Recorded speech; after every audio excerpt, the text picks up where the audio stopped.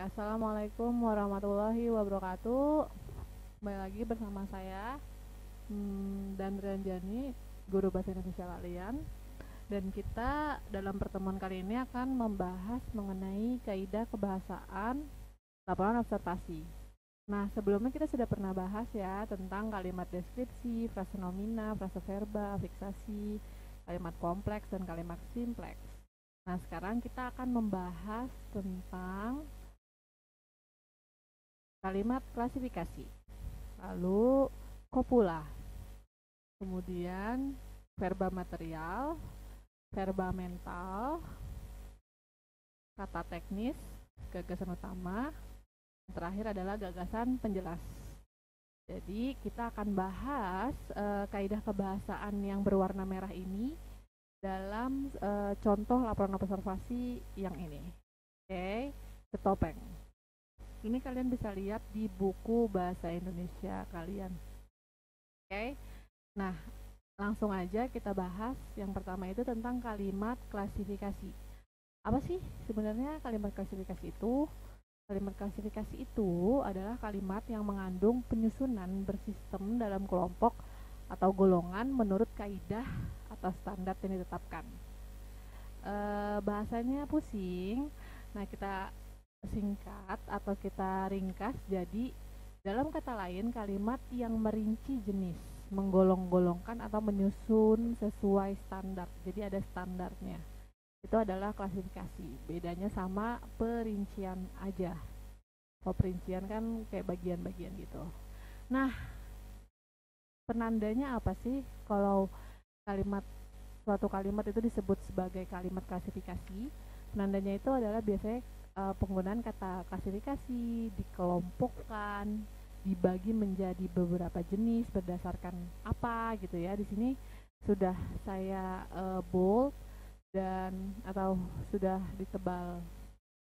Saya sudah berikan huruf tebal dan diwarnai merah ya untuk penanda kalimat klasifikasi. Jadi kalimat itu memiliki jenis kalimat klasifikasi. Oke, semoga sampai sini gak ada pertanyaan. Kita lanjut ya. Oke, selanjutnya itu adalah kopula. Kopula atau verba ekuatif itu adalah verba yang menghubungkan subjek dengan komplement. Oke, bahasanya bahasa asing lagi ya yang buat kalian. Nah, dengan kata lain sebenarnya kita sudah pernah bahas. Kopula itu atau verba ekuatif itu adalah penanda kalimat definitif atau kalimat perincian. Kemarin sudah kita bahas ya bersama dengan kalimat deskripsi. Berarti penandanya apa aja? Adalah, merupakan, ialah, yakni, yaitu. Oke, di sini di dalam contoh laporan yang sudah saya lampirkan itu adalah yang ada. Situ sudah di bold dan berwarna merah ya. Oke, lanjut ya. Selanjutnya itu adalah verba material. Verba material itu adalah kata kerja berimbuhan yang mengacu pada tindakan fisik atau perbuatan yang dilakukan secara fisik oleh partisipan. Jadi intinya itu pasti kegiatan fisik yang dilakukan oleh tubuh kalian.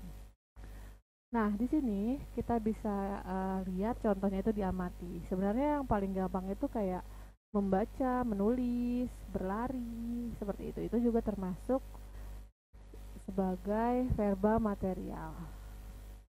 Oke, ada pertanyaan sampai sini? Ngos-ngosan, catch up, maksudnya mengejar pembelajaran. Ayo, bisa ya. Nextnya itu kita akan membahas mengenai verba mental atau tingkah laku. Verba mental itu adalah kata kerja berimbuhan yang berhubungan dengan mental manusia sehingga tidak nampak. Jadi biasanya ini feel ya, perasaan berhubungan dengan rasa, pemikiran, jadi hal-hal abstrak seperti itu. Nah, di sini kita bisa lihat diminati, mendominasi. Jadi kalian tidak bisa melakukan tindakan fisik atau tidak nampak, tapi kalian bisa rasain. Itu adalah verba mental. Oke, semangat. 3 lagi. Nah, itu ada sekarang itu adalah kata teknis. Nah, kata teknis itu adalah kata-kata yang memiliki arti khusus di bidang spesialis atau bidang tertentu. Misalnya di bidang kedokteran atau bidang hukum dan lain-lain. Nah, dalam kata lain, kata teknis itu adalah sebenarnya bisa kita sebut sebagai istilah. Oke, dalam topik yang kita bahas di sini sebenarnya istilah itu museum angkut ya. Museum angkut karena ini termasuk berkaitan dengan permuseuman atau arkeologi ya. Jadi dia termasuk kata teknis. Oke. Nah, dua yang terakhir nih tentang gagasan utama. Kalian pasti sudah familiar banget dengan gagasan utama. Apa ayo maknanya? Iya, benar banget. Jadi, gagasan utama itu pasti ide dasar atau sebuah inti pembahasan yang tertulis di dalam paragraf. Jadi dia tuh intinya. Biasanya kalau kita bikin ringkasan kita base atau kita mendasarinya dari gagasan utama. Oke, gagasan utama itu adalah gagasan dasar pengembangan sebuah paragraf. Jadi inilah gagasan utama ini yang akan menuntun gagasan penjelas untuk membentuk suatu kalimat yang padu ya di dalam paragraf. Seperti itu deh. Oke. Kalau di sini contohnya itu adalah ini. The Topeng adalah salah satu tempat wisata yang terletak di Kota Batu, Jawa Timur. Nah, kalian sebenarnya bisa menentukan gagasan utama dari kata yang paling banyak muncul dan kata yang paling banyak dirujuk. Karena di sini berarti yang paling banyak muncul sebenarnya adalah The Topeng. Nah, The Topeng ini juga terus dibahas di kalimat-kalimat selanjutnya setelah kalimat berwarna merah ini. Seperti itu ya. Jadi kalian bisa mendasari memilih gagasan utama dari satu kalimat yang paling banyak, yang kedua yang paling banyak dirujuk. Gitu, oke? Yang terakhir, itu adalah kalimat penjelas. Oke, kalimat penjelas itu adalah ide pendukung dari sebuah gagasan utama. Nah, ide pendukung inilah yang nanti bakal menjelaskan gagasan utama lebih detail atau lebih rinci. Oke.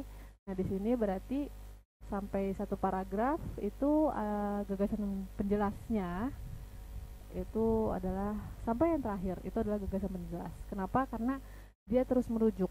Nih, bisa ditandai dari kata Topeng diulang lagi. Nah, terus di sini juga ada kata tempat wisata ini.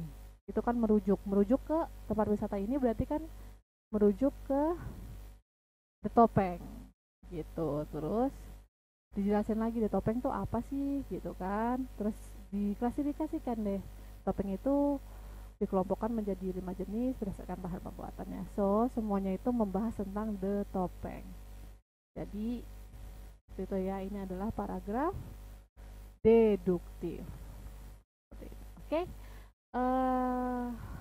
Sekian pembahasan dari kaidah kebahasaan. Oke. Dan untuk pertemuan selanjutnya kita akan bahas hal-hal yang masih belum kalian mengerti ya. Oke.